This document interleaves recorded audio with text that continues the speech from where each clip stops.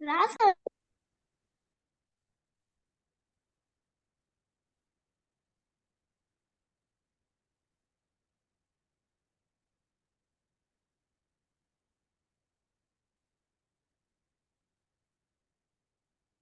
हरे Krishna everyone, सबका हार्दिक स्वागत है इस डेली श्रीमद् भगवद गीता की कक्षा में। तो हम लोग दूसरे अध्याय पर शुरू किए थे। कल शुरू हुआ होगा दूसरे अध्याय, और दो श्लोक, शायद एक या दो श्लोक हुए। तो आगे हम आज पढ़ते हैं तीसरे श्लोक से। शिष्ट परंपरा का पालन करते हुए मंगलाचरण करेंगे पहले। ओम अज्ञानतिमिरान्धस्य ज्ञानाञ्जनशलाकया चक्षुरुन्मिलितं येन तस्मै श्रीगुरुवे नमः। नमो विष्णुपादाय कृष्णपृष्ठाय भूतले श्रीमते भक्तिवेदान्ता स्वामिन्निति नामिने। नमस्ते सारस्वते देवे गौरवाणी प्रचारिणे निर्विशेषशून्यवादी पाश्चात्यदेशतारिणे।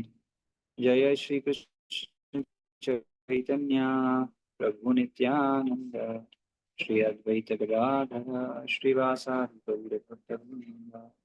हरे कृष्णा कृष्णा कृष्णा हरे हरे, हरे राम राम राम हरे हरे। हरे कृष्णा। तो कल दूसरा श्लोक शुरू हुआ होगा, अमेंडमेंट से दूसरा अध्याय शुरू हुआ। और जैसे पहली बार भगवान बोले ना, कौन सा श्लोक है वो? ये भी भगवान ही बोल रहे हैं एक्चुअली।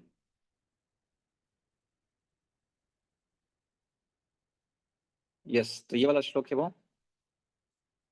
उत्तस्त्वा कस्लमिदं विश्वमे समुपस्थितम् अनार्यजुष्टम स्वर्गया मकीर्तिम करम अर्जुन।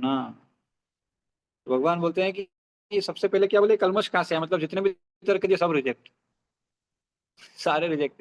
इतना अर्जुन इतना दिमाग लगा के, आप कभी दिमाग लगा के जाओ और बहुत बढ़िया तरीके से प्रेजेंट करो, और आपका टीचर बोले बकवास, तो क्या बोलेगे? अरे यार इतना तैयारी किया, सब गड़बड़ हो गया। ये क्या है, टीचर गड़बड़ है तो अर्जुन। हाँ, तो भगवान अर्जुन को डांट दी, बोले क्या है ये, क्या है, कलमश है ये क्या बोल रहे हैं तुम, ज्ञान बोल रहे हैं क्या? ये ऐसे व्यक्ति को के लिए अनुकूल नहीं है जो जीवन के मूल्य को जानता हो। जो जीवन का मूल्य जानता है वो ब्राह्मण है। हाँ, और जो जीवन का मूल्य नहीं जानता है, या क्या बोलते हैं, नहीं समझ पाता है, वो कृपण है। दो शब्द है, ब्राह्मण और कृपण। तो इससे उच्च कुल लोक की नहीं, अभी तो अपयश की प्राप्ति होती है। और आज जो तीसरा श्लोक हम देख रहे हैं उसमें अ, भगवान क्या बोलते हैं आगे, देखिए क्या बोल रहे हैं भगवान। क्लैब्यमास्मगमा पार्थ नैतत्त्वमुपद्यते शुद्धं हृदय दौर्बल्यं त्यक्त्वा त्यक्तवतोत्तिष्ठ परन्तप। हे प्रतापुत्र, इस हीन नपुंसकता को प्राप्त मत हो, यह तुम्हें शोभा नहीं देती। हे शत्रु के दमन करता, हृदय की शुद्ध दुर्बलता को त्याग कर युद्ध के लिए खड़े हो। तात्पर्य, अर्जुन को प्रथापुत्र के रूप में संबोधित किया गया है। प्रथा कृष्ण के पिता वसुदेव की बहन थी, अतः कृष्ण के साथ अर्जुन का रक्त संबंध था। यदि क्षत्रिय पुत्र लड़ने से मना करता है तो वह नाम का क्षत्रिय है, और यदि ब्राह्मण पुत्र अपवित्र कार्य करता है तो वह नाम का ब्राह्मण है। ऐसे क्षत्रिय तथा ब्राह्मण अपने पिता के अयोग्य पुत्र होते हैं। अतः कृष्ण यह नहीं चाहते थे कि अर्जुन अयोग्य क्षत्रिय पुत्र कहलाए। अर्जुन कृष्ण का घनिष्ठतम मित्र था, और कृष्ण प्रत्यक्ष रूप से उसके रथ का संचालन कर रहे थे। किंतु इन सब गुणों के होते हुए भी यदि अर्जुन युद्ध भूमि को छोड़ता है तो वह अत्यंत निंदनीय कार्य करेगा। अतः कृष्ण ने कहा कि ऐसी प्रवृत्ति अर्जुन के व्यक्तित्व को शोभा नहीं देती। अर्जुन यह तर्क कर सकता था कि वह परम पूज्य भीष्म तथा स्वजनों के प्रति उदार दृष्टिकोण के कारण युद्ध भूमि छोड़ रहा है, किंतु कृष्ण ऐसी उदारता को केवल हृदय दौर्बल्य मानते हैं। ऐसी झूठी उदारता का अनुमोदन एक भी शास्त्र नहीं करता। अतः अर्जुन जैसे व्यक्ति को कृष्ण के प्रत्यक्ष निर्देशन में ऐसी उदारता या तथाकथित अहिंसा का परित्याग कर देना चाहिए। तो यहाँ पर क्या बोल रहे हैं, इस हीन नपुंसकता को प्राप्त मत हो। पहला शब्द क्या है, क्या बोल रहे हैं भगवान इसमें? क्लेब्यम मां स्म गम पार्थ। पार्थ क्यों बोल रहे हैं? हाँ, और क्या बोल रहे हैं? नपुंसकता। हाँ, क्लेब्यम नपुंसकता कहाँ से आ गई भाई पार्थ को? पार्थ कौन है? पार्थ क्यों बोल रहे हैं अर्जुन को? पार्थ क्यों नाम दिया गया अर्जुन को? पार्थ मतलब प्रथा का पुत्र जो है वो पार्थ है। और भगवान का इसी कारण से एक नाम है पार्थ सारथी। जो पार्थ का सारथी है वो पार्थ सारथी है। हमारे इस्कॉन में एक दिल्ली में मंदिर है जिसमें भगवान के विग्रह, उनका नाम है श्री श्री राधा पार्थ सारथी। तो उनके नाम से ही पार्थ सारथी। तो पार्थ सारथी क्यों? पार्थ कौन है? अर्जुन। तो पार्थ क्यों बोल रहे हैं अर्जुन को? प्रथा का पुत्र है। प्रथा मतलब कौन है? कुंती महारानी का ही एक नाम है प्रथा। तो प्रथा पुत्र है। तो क्यों प्रथा पुत्र के नाम से क्यों बोल रहे हैं? क्योंकि प्रथा ने क्या बोला था, यानी कुंती महारानी ने क्या क्या हुआ था, एक संदेश भेजा था। संदेश भेजा था, कब भेजा था? जब ये लोग पांडवों ने, कौरवों ने क्या किया था पांडवों के साथ, द्रौपदी का चिरहरण किया, इसके बाद शांति दूत बन के भी गए कृष्ण। तो उस समय पर आ, कुंती ने एक पत्र लिखा था, एक लेटर लिखा था। हाँ, कृष्ण मतलब इनको, इन लोगों के लिए, पांडवों के लिए, अर्जुन के लिए विशेष रूप से। बोले कि अर्जुन, अर्जुन कैसा हो गया, कार्य किया है। देखो भाई कैसा है, कोई भी स्त्री किसी घर में शादी करके जाती है, इसका मतलब क्या है? उस पति का पूरा जिम्मेदारी है, उसका पूरा दायित्व है उस स्त्री की रक्षा करना और उसके बच्चों की रक्षा करना, है ना, उसके सम्मान की रक्षा करना, सब कुछ उसकी रक्षा, उसका, उसको प्रोटेक्ट करना बेसिकली हर तरह से। तो ये जिम्मेदारी किसका है? पति का। अरे अर्जुन क्या है? पति है। लेकिन अगर नहीं कर पा रहा तो फिर किस काम का पति है?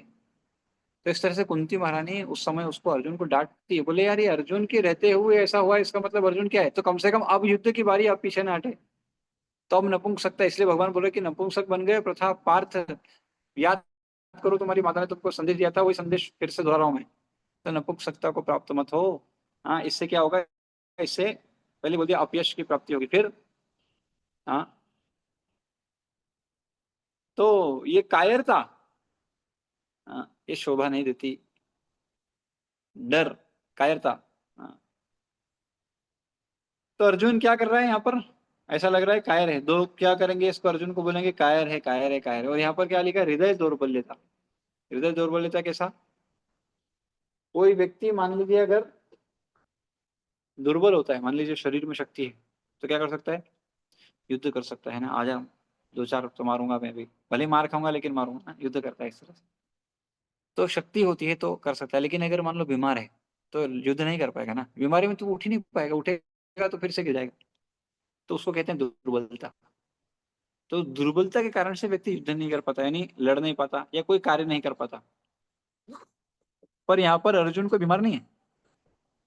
अर्जुन को कौन सी दुर्बलता है? कोई शरीर की दुर्बलता नहीं है, ये तो कोई सी दूसरी दुर्बलता। और इसी दुर्बलता का नाम दिया गया यहाँ पे हृदय दौर्बल्यम। ये हृदय की दुर्बलता है, ये शरीर की दुर्बलता नहीं। हाँ, शरीर तो बढ़िया है अर्जुन का, कोई दिक्कत नहीं है, लेकिन ये दुर्बलता कहाँ है? हृदय में आई है। हाँ, तो देयरफॉर, हाँ, तो भगवान बोल रहे हैं कि ये दुर्बलता को त्याग के खड़े हो जाओ। हाँ, तो ये दुर्बलता जो है ये 6 तरह की है। काम, क्रोध, लोभ, मोह, मद मत्सर। कभी कभी काम के वशीभूत होकर व्यक्ति दुर्बल बन जाता है। काम वासना इतनी भड़क जाती है कि कंट्रोल नहीं कर पाने से, हाँ, और उस तरह का आचरण करने से क्या होता है? व्यक्ति, हाँ, जो नहीं करना चाहिए वो कार्य कर जाता है। एक दुर्बलता है काम की, एक दुर्बलता है क्रोध की। क्रोध से वशीभूत होकर व्यक्ति क्या करता है? जो नहीं बोलना चाहिए वो बोल देता है, या गुस्सा कर देता है, विशेष रूप से क्रोध कर देता है। हाँ, और काम, क्रोध, लोभ, मोह, मद और मत्सर, ये 5 चीजें, 6 चीजें बेसिकली। तो ये 6 तरह से हृदय में दुर्बलता आती है। पर इसके लिए मैंने आपको सुबह बताया था, एक्चुअली जो अनर्थ हैं वो 4 तरह के हैं, और अनर्थ जनरेट कहाँ से होते हैं पूरा मैकेनिज्म बताया था।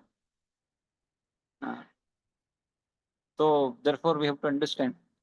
हाँ, ये भैया बहुत खतरनाक है। हमारे सारे दुखों का कारण क्या है? हमारे अनर्थ। ये अनर्थ ही हैं जो, और अनर्थ कहाँ से जनरेट हुए? अनर्थ कैसे आ गए?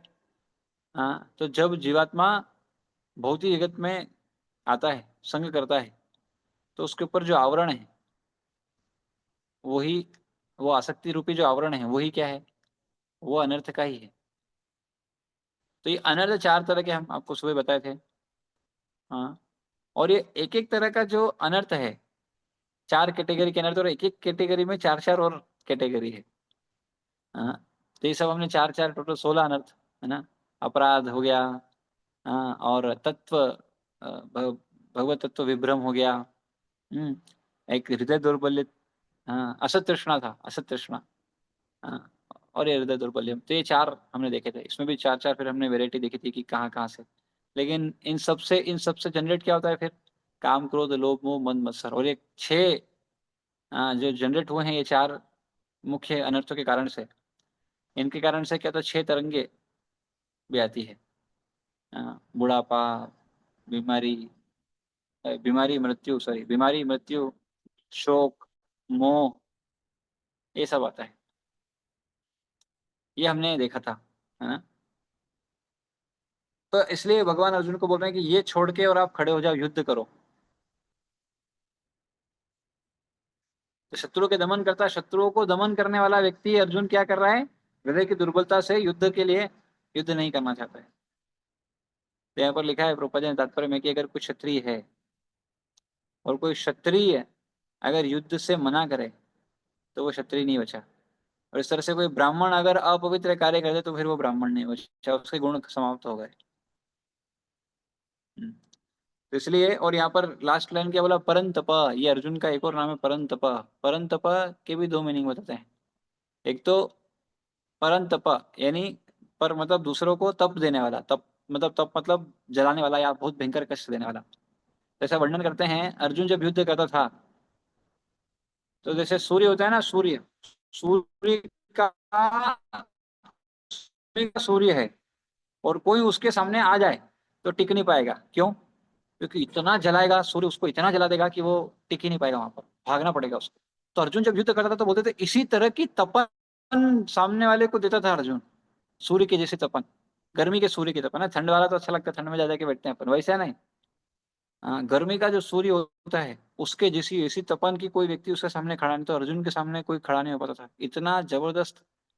हाँ, क्या बोलते हैं, ताप अर्जुन देता था अपोनेंट को युद्ध के अंतर्गत। इसलिए सब अर्जुन से दूर भागते थे, अर्जुन से युद्ध करने के लिए इतना वो नहीं करते थे, क्योंकि अर्जुन बहुत तीव्रता से, बहुत सामने वाले को परेशान करते थे, इस तरह से युद्ध करते थे। और एक और कारण इसका बताते हैं, वो क्या है?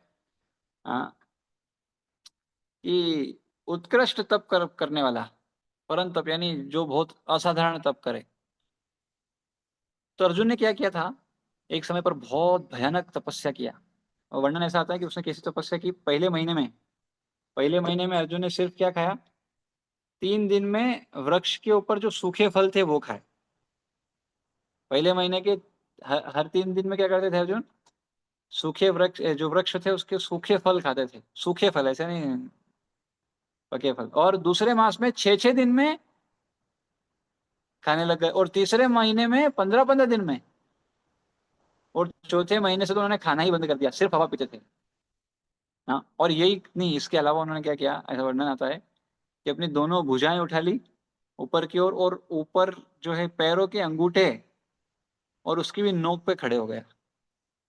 हाँ, इतनी कठिन तपस्या थी, इतनी कठिन तपस्या। तो इतनी कठिन तपस्या थी तो क्या अर्जुन का तेज इतना बढ़ने लग गया, जितने भी बाकी ऋषि मुनि थे उनका तेज कम हो गया। तो बोले अरे हमारा तेज फीका पड़ रहा है इनके आगे, ऐसा क्या? इतनी घोर तपस्या। तो सब गए शिव जी के पास, बोले अरे इतनी खतरनाक तपस्या करें। तो शिव जी बोलते हैं, बोले अरे चिंता मत करो, ये कौन है आपको पता नहीं है? ये वही नारायण के साथ के नर ऋषि हैं जिनकी तपस्या से सब सही चल रहा है आज के समय।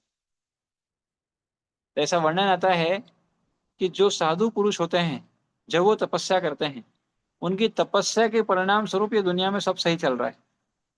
और विशेष रूप से वर्णन आता है कि जो नर नारायण ऋषि है उनकी तपस्या के कारण से आज बहुत अच्छी स्थिति है। वो तपस्या कर रहे हैं कंटिन्यूस, इसलिए आज सब बढ़िया चल रहा है। अगर वो तपस्या नहीं करें तो समाज का संतुलन ही बिगड़ जाए।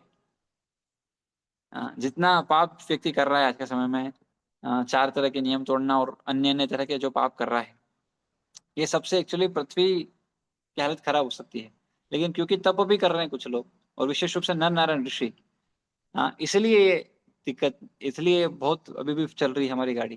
पृथ्वी सब कुछ दे रही है, नहीं तो देगी नहीं। ये भी वर्णन आता है। इतना इतना स्थिति, मतलब इतना तपस्या का परिणाम होता है।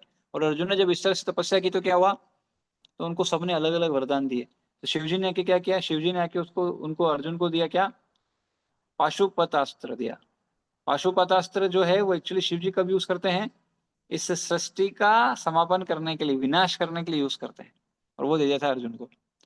और यमराज ने यमदंड दे दिया, जिससे वो दंड देते थे जीवात्माओं को। और वरुण देवता ने वरुण पाश दे दिया, कुबेर ने अंतर्धान नामक अस्त्र दिया, और इंद्र ने अपना वज्र प्रदान कर दिया। तो ये तपस्या के परिणाम स्वरूप। और इसी तरह से माताली जो इंद्र का सारथी है, उसने क्या किया, सशरीर अर्जुन को स्वर्ग लेके गया। और सब लोग बहुत प्रसन्न हो गए। और अर्जुन की जो तपस्या थी उसके परिणाम स्वरूप ऐसा वर्णन आता है कि उर्वशी, जब वो स्वर्ग गया तो उर्वशी ने भी उनको देखा, और उर्वशी को देख के वो जरा भी विचलित नहीं हुए, और उर्वशी को दंडवत प्रणाम कर दिए। और यद्यपि उर्वशी को तो भावना था, काम वासना का भावना था। और जब अर्जुन दंडवत कर दिया तो उर्वशी देखी, बोले तो मेरे को वो कर दिया, इसकी तपस्या इतनी ऊंची कि मैं भी इसको कुछ नहीं कर पाई, जबकि सारे देवता लोग उर्वशी से प्रभावित हैं। तो इतना हाई लेवल का जब उन्होंने वो किया, तपस्या किया,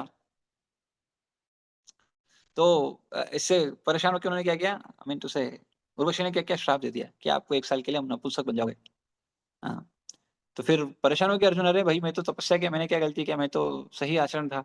तो लेकिन इंद्र बोलते चिंता मत करो, क्योंकि ये जो आपको श्राप मिला है ये कोई गलती से नहीं मिला, ये आपकी तपस्या के फल स्वरूप मिला है, ये भी आपको मदद करेगा। इसलिए हमको समझना चाहिए, अगर कोई स्थिति में अगर आप सही पाथ पर हो और उसके बाद भी कुछ ऐसी घटना घट जाए, तब भी उससे आपको कोई समस्या नहीं आएगी, वो भी आपको वरदान साबित ही होगा। सो ऐसा श्राप भी वरदान होगा। हाँ, ऐसी गंभीर स्थिति कुछ आ जाए हमारे जीवन में, यानी ऐसा कुछ हमको किसी, हम यद्यपि चाहते नहीं हैं, सही इंटेंशन सही सेवा भाव से हम सब कुछ कर रहे हैं, उसके बाद भी ऐसा कुछ स्थिति आए तो कोई नाराज हो जाए, तब भी कोई चिंता वाली बात नहीं। क्यों? क्योंकि क्या होगा, वो भी आपके लिए वरदान साबित होगा। तो अर्जुन को इंद्र बोलते हैं कि चिंता मत करो, 1 साल जब आपको अज्ञातवास होगा उस समय पर ही आपको मदद करेगा, और जैसे ही वो आप अज्ञातवास काट लोगे फिर से आप पुरुष बन जाएंगे, नपुंसक नहीं रहेंगे। This is the secret. तो ये फल है तपस्या का। और कलयुग के लिए क्या तपस्या है? कलयुग के लिए तपस्या है नाम संकीर्तन करना। हरे कृष्णा कृष्णा कृष्णा हरे हरे, हरे राम राम राम हरे हरे। तपस्या का मतलब क्या? तपस्या का मतलब जबरदस्ती का वो नहीं है, वॉलेंटियरली, है ना, स्वाभाविक रूप से, स्वतः रूप से थोड़ा कष्ट स्वीकार करना। This is what the point is. Now हम अगले श्लोक पे देखते हैं। बहुत अच्छा, चौथा श्लोक देखते हैं सर। चौथा श्लोक क्या? या तो अर्जुन उवाच कथम भीष्मम् अहं संख्ये द्रोणं च मधुसूदन इषुभिः प्रतियोत्स्यामि पूजार्हार वरिसूदना। अभी देखो यहाँ पे 2 शब्द बोले, मधुसूदन और अरिसूदन। मधुसूदन बोला, फिर अरिसूदन क्यों बोला? हाँ, क्योंकि मधुसूदन मतलब क्या है, मधु नाम का एक राक्षस था, एक असुर था, भगवान ने उसको मारा था, इसलिए मधुसूदन कहलाए। तो फिर अरिसूदन क्यों बोला?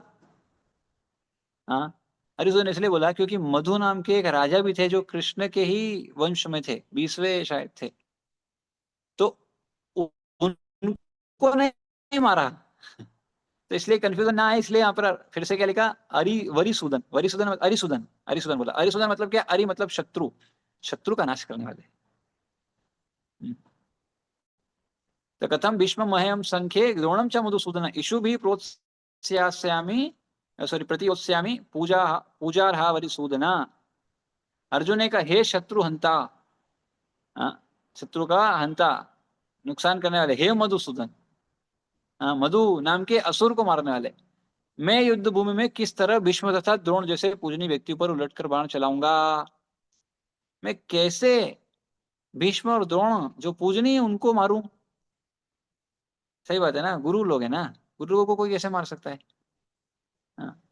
और वो भी कोई साधारण गुरु नहीं है, तो बहुत उत्कृष्ट का कैरेक्टर भी बहुत हाई है, सिर्फ नाम के गुरु नहीं तो का लेवल भी है वो। भीष्म पितामह तथा द्रोणाचार्य जैसा सम्मानीय व्यक्ति सदैव पूजनीय है। सदैव पूजनीय मतलब सदैव, यदि वे आक्रमण भी करे तो उन पर उलटकर आक्रमण नहीं करना चाहिए।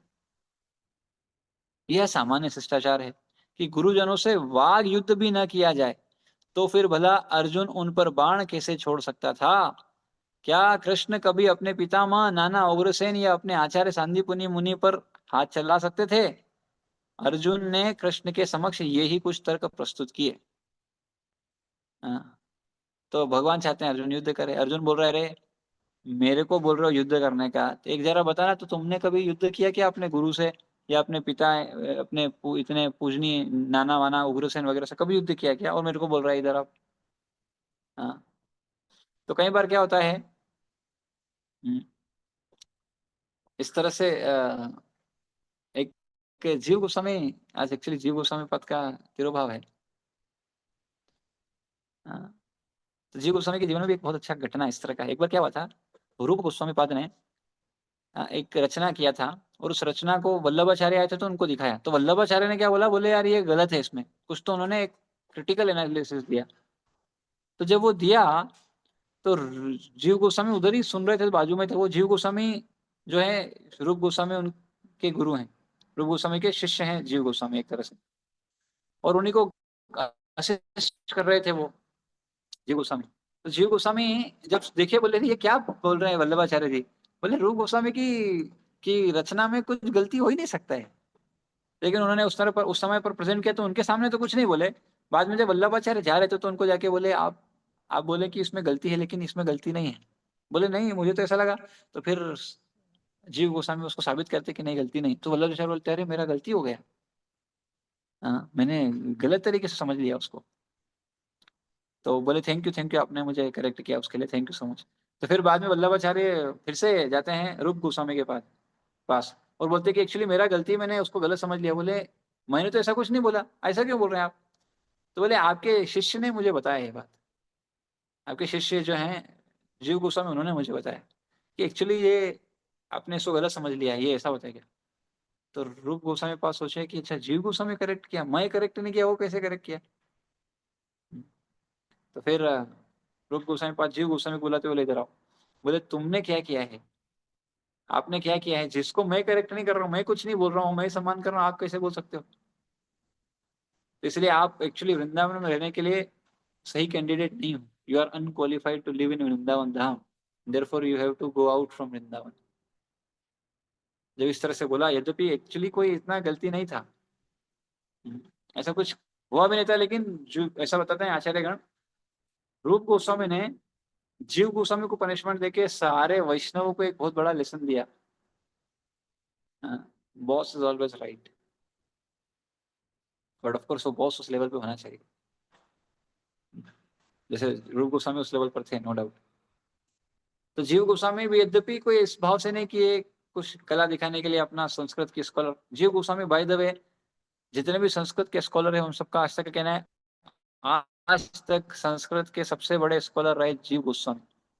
इनसे बड़ा संस्कृत का कोई स्कॉलर नहीं निकला आज तक। क्यों? क्योंकि संस्कृत की प्रणाली सीखने की एक है क्या, संस्कृत को सिखाने की प्रणाली चलती थी पाणिनि व्याकरण, पहले सिर्फ एक ही चलती थी। जीव गोस्वामी ने क्या किया, एक अलग ही व्याकरण व्यवस्था कर दी, जिसको बोलते हैं हरिनाममत व्याकरण। पहले लगता था कि एक ही तरीके से चलता है, एक ही चीज होती है, लेकिन हरिनाम व्याकरण जब से दी, तो कोई पाणिनि व्याकरण पढ़े ना पढ़े, हरिनाम व्याकरण से भी पूरा संस्कृत हो जाएगा। तो ये बहुत बड़ी बात थी, क्योंकि पाणिनि तो बहुत पहले थे। हाँ, और उन्होंने जो दिया था उसमें बहुत सारे सूत्र थे, हरिनाम व्याकरण इतना उन्होंने वो कर दिया कम सूत्र में, और इतना बढ़िया तरीके से सब कुछ दे दिया। और सिर्फ उतना ही नहीं, उनके जो ग्रंथ हैं वो ऐसे ऐसे अद्भुत अद्भुत ग्रंथ हैं, षट संदर्भ विशेष रूप से, गोपाल चंपू षट संदर्भ, हाँ, इसके लिए बहुत फेमस है जीव गोस्वामी। तो उनके जीवन में तो इस तरह से हुआ एक बार कि गुरु के प्रति ऐसा हुआ, अ, तो लेकिन उस समय फिर क्या हुआ, फिर सनातन गोस्वामी पाद ने देखा कि अरे फिर जीव गोस्वामी को जब बाहर भेज दिया, तो करीब 45 मिनट दूर चले गए उनसे, 45 मिनट के रास्ते पर दूरी पर चले गए, वो ब्रज से थोड़ा बाहर हो गए थे, और वहां पर भयंकर घनघोर तपस्या करते थे वो खाते ही नहीं थे। क्या खाते थे, आटा वगैरह होता था उसको ही बस पानी डाल के और खा लेते थे। हाँ, और जब सनातन गोस्वामी ने देखा, अरे बाप रे, इतना सीवियर ऑस्टेरिटी कर रहे हैं ये, इतना कठिन, तो वो उनको लेके आते हैं वापस, और रूप गोस्वामी को डांटते हैं, बोले तुमने क्या किया? बोले आप चैतन्य महाप्रभु का एक टीचिंग भूल गए। बोले क्या? जीव दया। तो बोले जीव पे दया है, जीव गोस्वामी पे भी दया करो भाई। उसको बाहर भेज दिया, वो ऐसा ऐसा जीवन जी रहा है। और जब वो सुनते हैं रूप गोस्वामी तो उनको लगता है अरे इतना सीवियर वो कर रहे हैं, तो फिर से उनको वापस बुलाते हैं अपनी सेवा में। इस तरह से। और Jiva Goswami was very amazing scholar. षट संदर्भ जो है उनका, वो भागवतम में से ही और अन्य अन्य जगह से जो विशेष रूप से अलग अलग तत्व पर जो श्लोक हैं वो उन्होंने रचना की एक एक बुक में। एक एक बुक में परमात्मा संदर्भ, भागवत संदर्भ, ऐसे ऐसे 6 संदर्भ दिए उन्होंने। हाँ, अद्भुत है वो, बहुत अद्भुत है। और ऑफकोर्स उनका भागवतम पे भी कमेंट्री है। यस। तो यहाँ पर हम देख सकते हैं शत्रुहंता। हाँ, तो अर्जुन ने जो प्रबल तर्क दिए युद्ध न करने के, भगवान ने हृदय दुर्बलता बोल के सब खत्म कर दिए। और फिर यहाँ पर बताया कि भीष्म और द्रोण कितने पूजनीय हैं, उनको कैसे हम कुछ भी परेशान कर सकते हैं। इसी तरह से भगवान श्री कृष्ण के जीवन में भी एक बार ऐसा स्थिति आता है। हाँ, क्या बोलते हैं, एक बार दुर्वासा ऋषि आए थे। हाँ, और वो दुर्वासा ऋषि के बारे में सब जानते हैं, बहुत कठोर व्रत का पालन करने वालों में से हैं वो।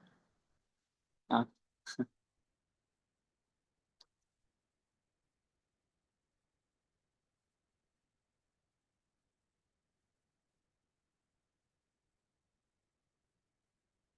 हाँ, एंड देन कम्स तो पूजनीय व्यक्तियों पर उलट के बाण कैसे चलाऊं। तो ऐसा बोलते हैं, शास्त्र बोलता है 5 लोगों को प्रोटेक्ट करना चाहिए हमेशा। 5 वर्ग को हमेशा प्रोटेक्ट करना चाहिए। वो 5 वर्ग क्या है? तो पहला है स्त्री, स्त्री को प्रोटेक्शन देना चाहिए। बालक, किड्स, छोटे बच्चे, उनको प्रोटेक्ट करना चाहिए।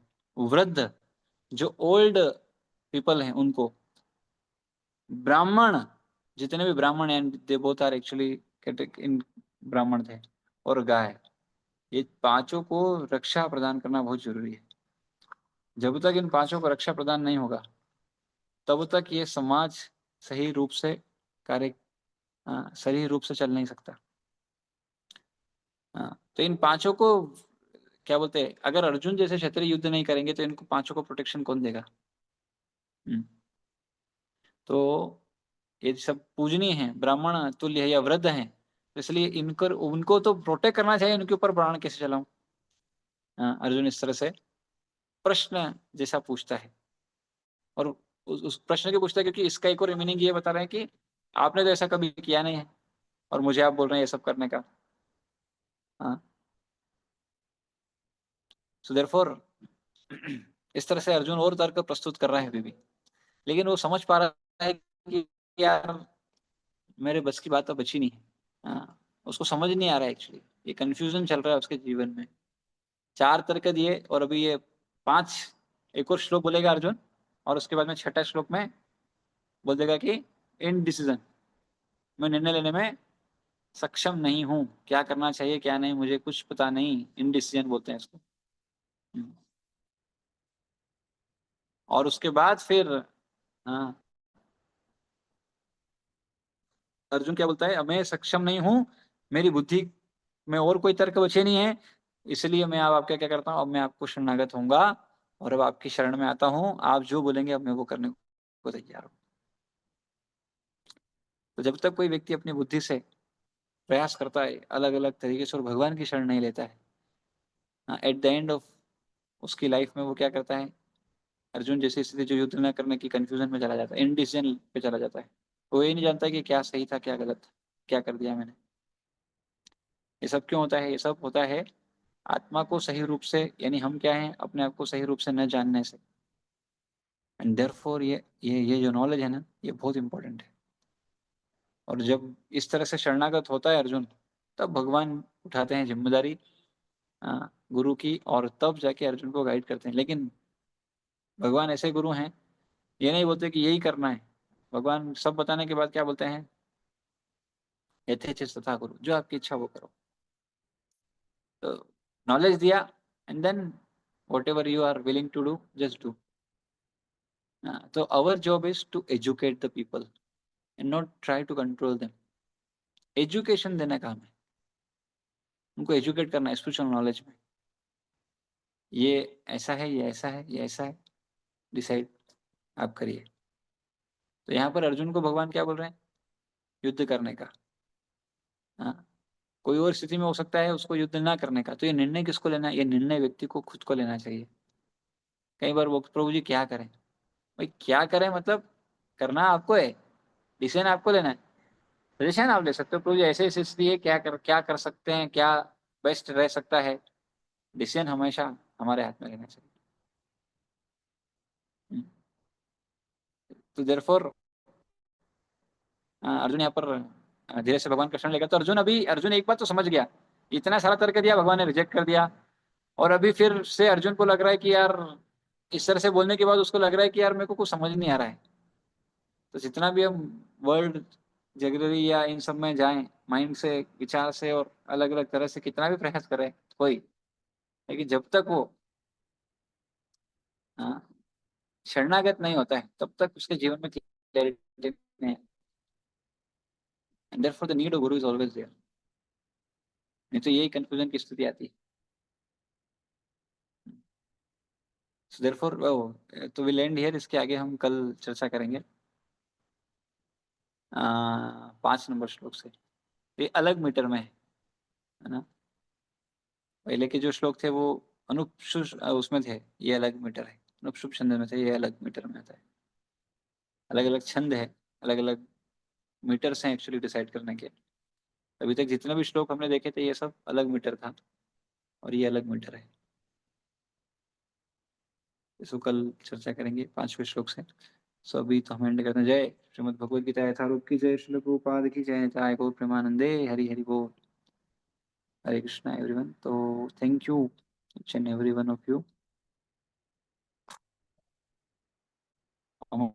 प्रभु श्रीका माता जी, भारती माता जी, कशिश माता जी, किरण माता जी, कृष्ण प्रभु, कृष्णा माता जी, गीता माता जी, दी माता जी, निखिल प्रभु, नीरज प्रभु, पारुल माता जी, पूर्णिमा माता जी, राधा सखी माता जी, राकेश प्रभु, रिमझिम माता जी, सनत कुमार प्रभु, संचित प्रभु, संध्या माता जी, शरद दोगने प्रभु, शशांक प्रभु, शैली माता जी, शोभा माता जी, श्रीदामा प्रभु, श्रीदेवी माता जी, सुनैना माता जी, सुनीता माता जी, तनु माता जी, युति माता जी, एंड हितेशी माता जी।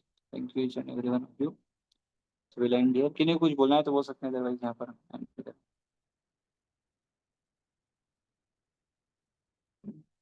ओके, तो फिर कल गीता क्लास, भागवतम क्लास में सुबह हम मिलेंगे।